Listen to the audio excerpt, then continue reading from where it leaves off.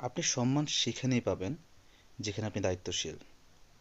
আর সেখানে সম্মান আশা করা উচিত নয় যেখানে আপনি দায়িত্বের অবহেলা করছেন। আমরা অনেকেই এরকম মেন্টালিটি নিয়ে ঘুরি যে কেউ আমাকে সম্মান করছে না, যথাযথ মূল্যায়ন করছে না। কিন্তু দিন শেষে আমরা সেটা ভাবি না যে আসলে কি আমরা আমাদের সকল এফোর্ট বা সকল শ্রম দিয়ে আমরা কি আমাদের দায়িত্বটা পালন করছি।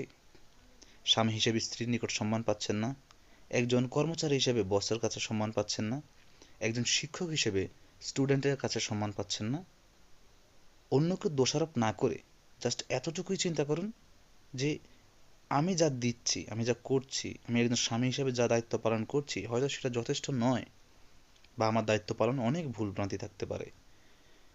অর্থাৎ একটু পজিটিভলি চিন্তা করলে যখন নিজেকেই দোষারোপ করবেন বা নিজের ত্রুটিগুলো বের করার চেষ্টা করবেন, তখনই আপনি পরিপূর্ণভাবে সমাজে, রাষ্ট্রে, পরিবারে, স্কুলে, প্রতিষ্ঠানে আপনি সম্মানটা যথোপযুক্তভাবে পাবেন।